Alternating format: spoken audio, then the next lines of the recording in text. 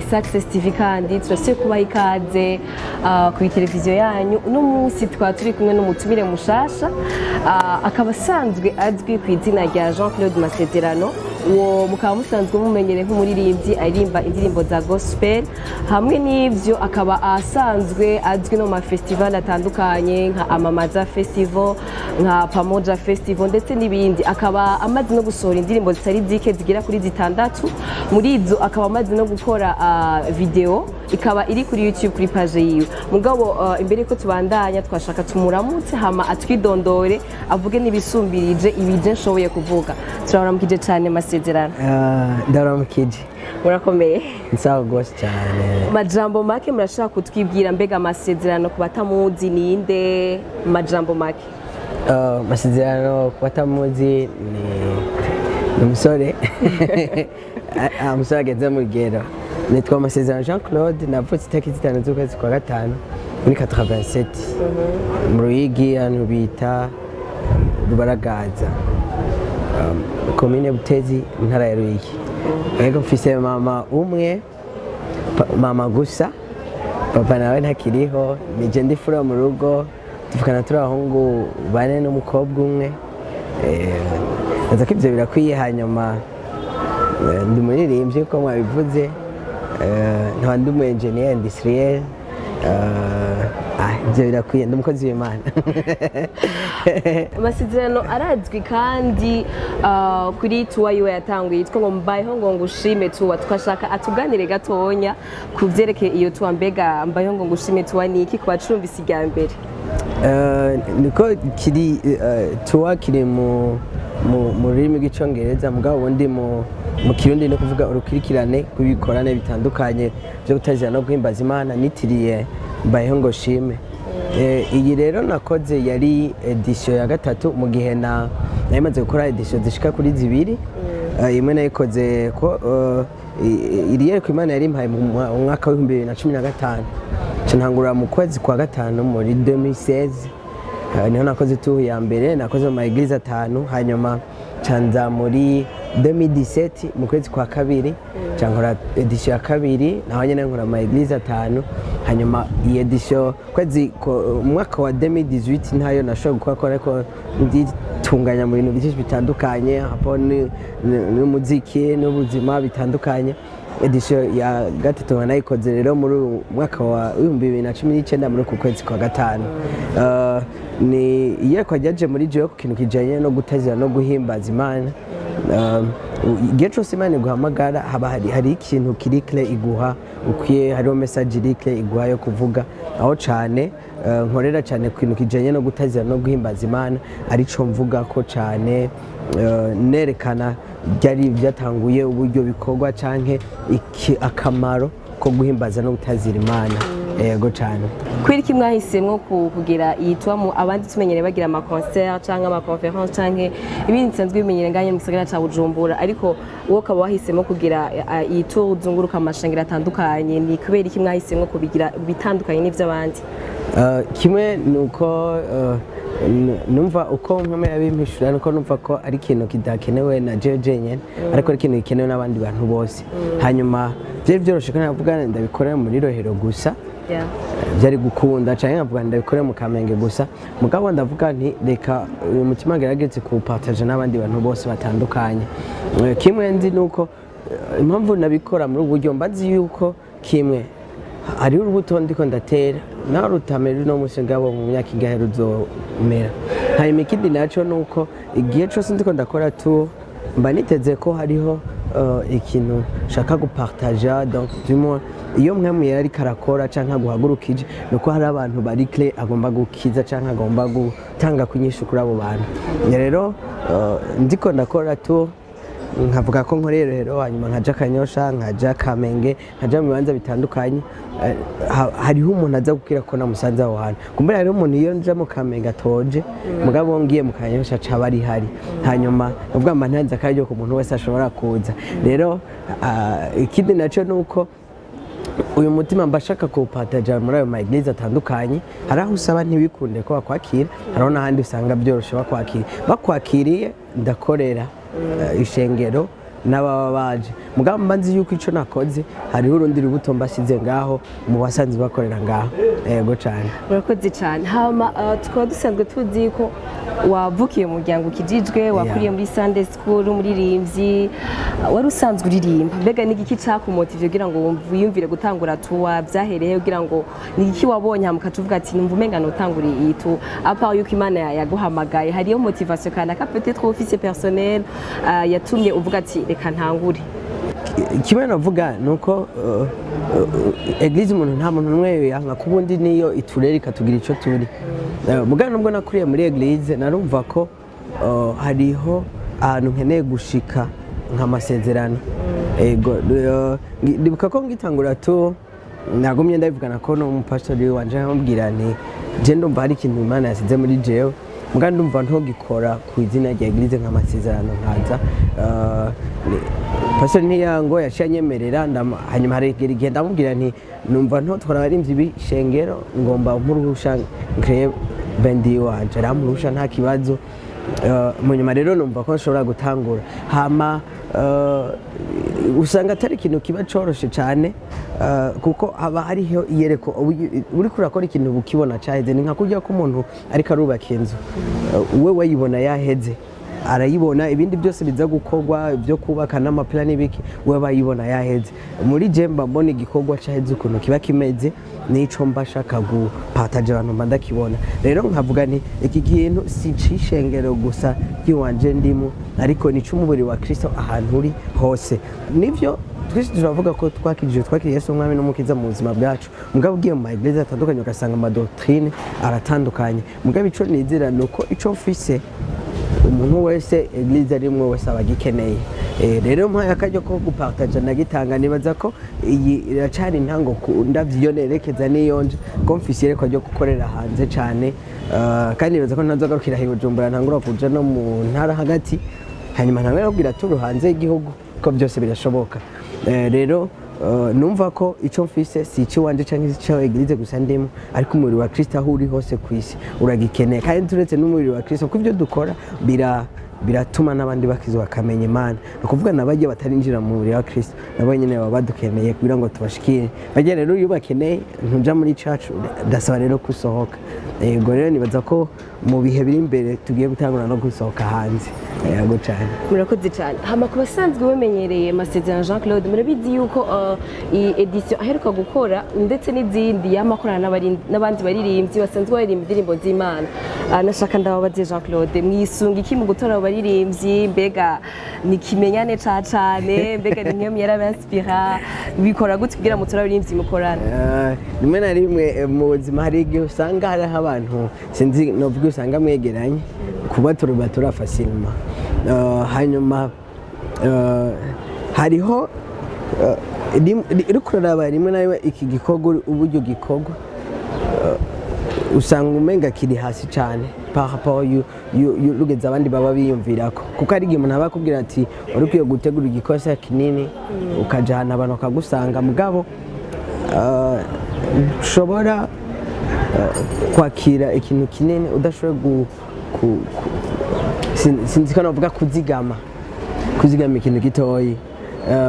Gecose umuntu hariko arabiba atera urubuto ruto hanyuma rukagenda rurakura kugeza aho ruzoba runini n'abantu bose bagashobora kwamubona. Rero bivaye n'ubukomezi umuntu bafise arahera hasi akagira ibyo bintu umenga ni bito bito, mugabo mu nyuma bikaza kubyara ikintu kinini cyane. Hanyuma iyo hageze kwiyumvira ku muntu wumva ko mwakorana, haba hariho umuntu muba musanzwe mumenyeranye muvugana facilement. Hariho nk'umuntu akibona gusa ndase afisha akavuga akubwira ko nzo gushigikira hamwe rikaze nkamupatira icyumvira kumva ko atangorana azobana nanje. Hanyuma ikindi naco hari igihe kenshi usanga kuko abantu benshi tuba dukora urazi ko bari mu maeglise atandukanye. Muri amaeglise atandukanye hari igihe bakwiyumvirako. Rero niyo hageze gukora ibikorwa abo bantu bazana ingoga kavuga ati naka yarantumiye kandi numve ko yoza kunshigikira nawe, nakandi naramushigiye muri iki reka nawe numve ko yoza kunshigikira. Hanyuma harabamwe no gusenga hanyuma hakabamwo no gupartaja iciyumviro ufise ukagipartaja n'uwundi ukiyumva ko nawe uburyo acakira wumvise acakira ari sawa mukajana yego nibaza ko uko tuzogenda dukora igikorwa genda caguka muzogenda mubona n'abandi bagenda baza yego cyane murakoze cyane hama musanzwe mubizi abasanzwe bahishikira iyo hariko haraba Mbayeho ngushime muramaze ko nayo ko arabaririmbyi kenshi bariko barakora nashaka ndababaza mbega iyo muvuga worship yo muvuga gutazira Imana kwiriki mwifokaliza ku baririmbyi cyane canke ni kwera ariho Imana yabahamagariye bizogarukira ku baririmba canke kwera turamaze kubona mino misi harabakora abahimbaza Imana mu buryo butandukanye harabatamba hariho abacapa bakora ibitandukanye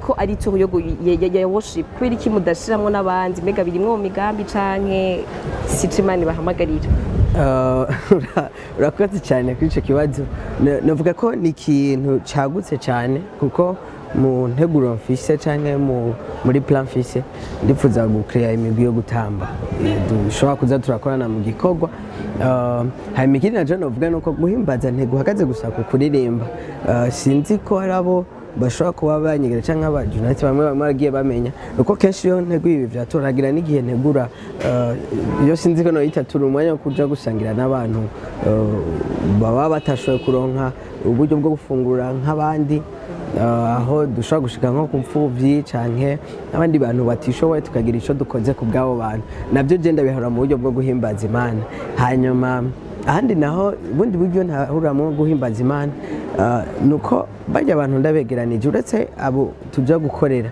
n'aba bose turi kumwe mu mugwe mba niteze ko hari ico bategezwa gukura kuri jewe nukuvuga ari urugezo bategezwa gukuramo rero ivyo navyo ça fait partie ntahura ko ari uguhimbaza Imana kuko abantu dukorana bava mu maeglise atandukanye rero iyo aje mu mugwi haba hari ico je ndamwitezeko mwana we hategezwa kugira ico anyitezeko hanyuma iyo tumaze igihe turiko turakorana nukuvuga ngo uvuye mu mugwi wanje ukagenda muri eglise kwe kuba umuntu afise ikimazi ego rero ndiyo nk'amasezerano nkora ibyo kuba byo gutazira no bwimbaza Imana ngari kindi naco mba niteze nuko mba ndiko ndategura abantu baza kugira ikimazi ama eglise yabo cyane ego murakoze cyane murumvise ko masezerano kenshi aba ari kanategura n'abantu baja kugira ikimazi ama eglise yabo hama hamwe n'ivyo masezerano mwereka gukora edition ya gatatu antuka murabimenyereye hari ibyo mugenda murakosora ibyo mugenda murabona shaka kubabaza gatonya nk'uwayitanguje murashaka kudushingira intaye gatonya je personnellement narumvise intaye z'abari bakijemwo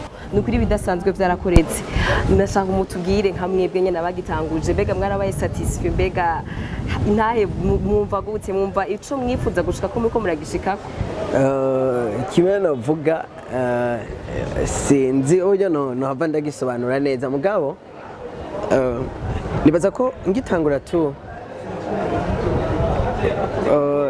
masezerano ntiyarazwi hanyuma masezerano ntiyatumirwa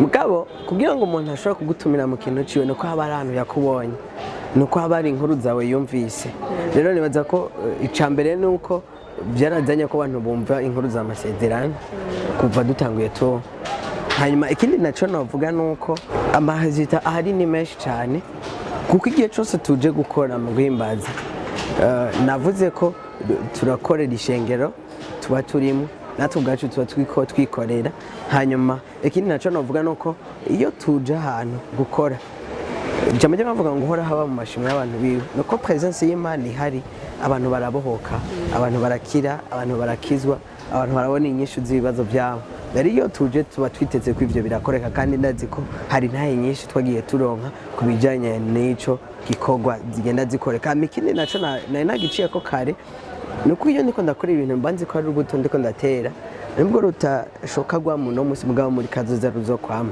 niko igihe cekesha aho tugiye gukorera mu nyumuraronka intahe z'abandi baririmbye batandukanye kugira ati turifuza ko turera turifuza ko wotubera umuvyeyi muri ivyo bikorwa turifuza kutwiganira ukuntu ubigenza turifuza ukumva ko umuntu arakeneye ko umushigikira canke umuhanura umutera intege umuha impanuro ku buryo nawe yokora agashika aho ugeze ego rero ni ibintu byinshi tugenda tubona hanyuma si kuvuga ngo biba byoroshe gukora birasaba inkomezi nyinshi birasaba kurinda ko ndibuka ko igihe natangura tour ya mbere n'abantu benshi batavuga ibyo nibibaho nta muntu n'umwe arabikora ngaha nkababwira nti je ndumva ko umutima wanje urashobora kandi ndumva ko inkomezi ndazifise bishobora kugenda neza rero novuga nti kuco twari twiteze tumaze kubona byinshi birengeye ibyo twari twiteze ko ndibuka ko edition ya mbere ya pamoja yabaye juste mpejeje tour nibaza ko iyo ntakora tour Masezerano ntiyari kujamo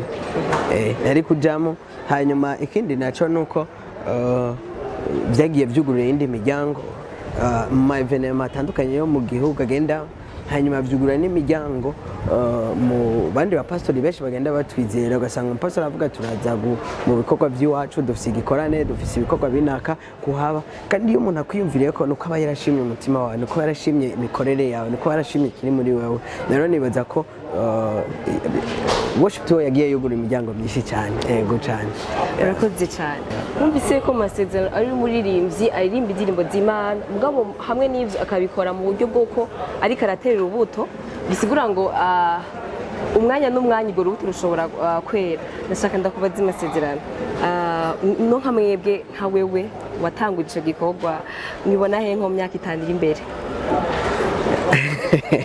imyaka 5 iri imbere imyaka 5 iri imbere nibaza ko nzaba natangiye gusohoka hanze y'igihugu gukora amaturo hanze y'igihugu dusanzwe tubizi yuko Masezerano agira azunguruka mu gisagara ca Bujumbura agira amaturo mugabo hamwe n'ivyo umenye yuko ivyo bisaba uburyo kanaka abaza ama déplacement ibintu byinshi bitandukanye kuko urumva ntakorera muri église yiwabo gusa ushaka kumubaza Masezerano mbega bigenda gute mwamufise ama sponsor mwamufise abafashe umugongo bimeze gute financière ubwamene novuga nashimiye Imana kwera Imana igikorwa cyayo iragishigikira naho biba bitoroshe sinovuga ngo ndafise amafaranga ari hano keke pare ya support ashigikira ibyo bikorwa ntabwo aba hari ari ahantu uvuga ati ndatanguye acaza mugabo igihe cyose uhagurutse ngo utangure gukora Imana irahagurutsa abantu abantu bamwe mu tugiye tubona baza bakadushigikira mu gikorwa hanyuma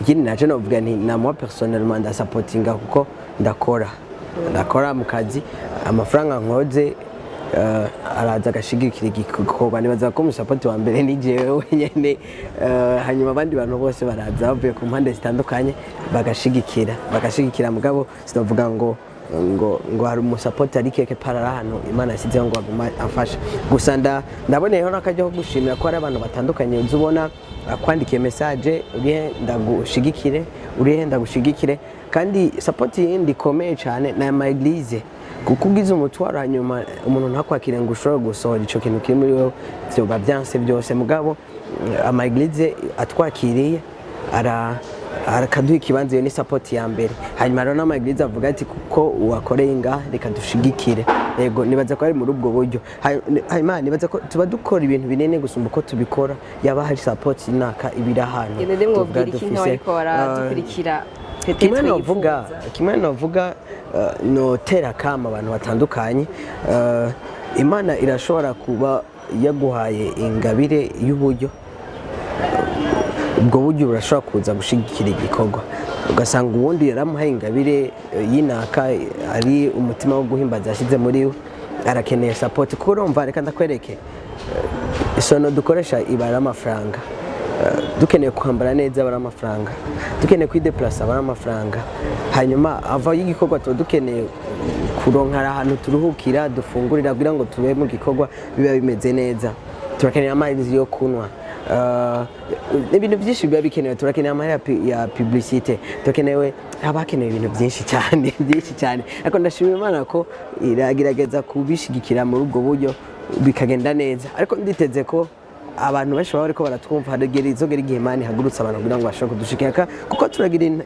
ikibazo kinene cyane mu bijyanye n'amapreparation y'ibikorwa kuko amapreparation y'ibikorwa urasanga parfois tudafise aho durepetera ugasanga tuza turatira ejo twakoreye aha tugakorera hariya naho nyine bakaduha umwanya uri limite ntidushobore gukora uko tuba twabyifuza ariko muri kazoza turifuza nyine ko tugira ivyuma vy'iwacu tugire n'amasare y'iwacu dukoreramo kugira ngo tubikoze tukaronka umwanya ukwiye kwitegura twotanga ibintu byiza kurusha uko tubikora yego cyane.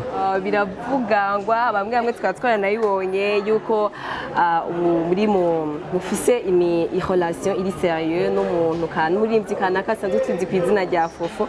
Ndashaka mudu umuco gatonye nko kubasanzwe bakurikirana mbwa batari proche cyane na mwebwe bashaka kugira akajambo gatoya mitubwira ko imbere ko turangiza ikiganiro cacu. Okay, urakoze.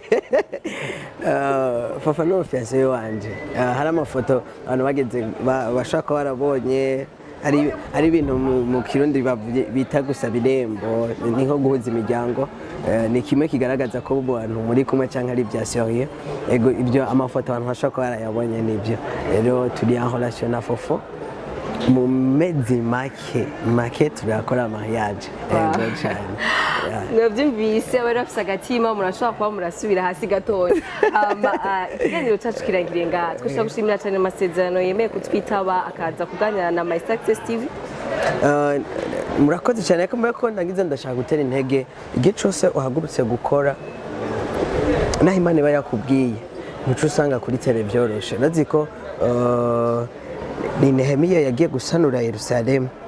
Imana agenda afise umutima wo gusanura mugabo agiye kubwicare yasanzeho Tobiya na Sanbalati kandi ntibaciye bapfa mugabo bagumye hamwe arababwira ati mwebwe nta mugabane nta n'icibutso mufise kuri iki gikorwa. Rero hari igihe mwe mwera canke mwe Imana ashira umuhamagaro mu buzima bwawe akaguhaguruza mugabo yaguhagurukije harabaho n'abandi bahaguruka kugira ngo bakugwanye kubera hariho abantu bari poza ahantu akazi kabo rero kuraba ibintu byose bitagenda neza kugira ngo bace kwa karongo biba bitagenze neza. Rero nshaka gutera intege umuntu wese mwemeye karahagurutsa mu gihe nk'iki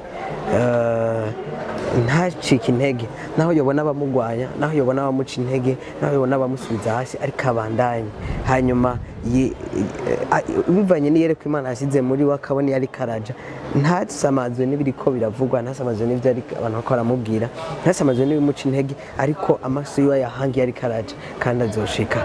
Ego dushoboza byose no duha inkomezi ni Kristo Yesu.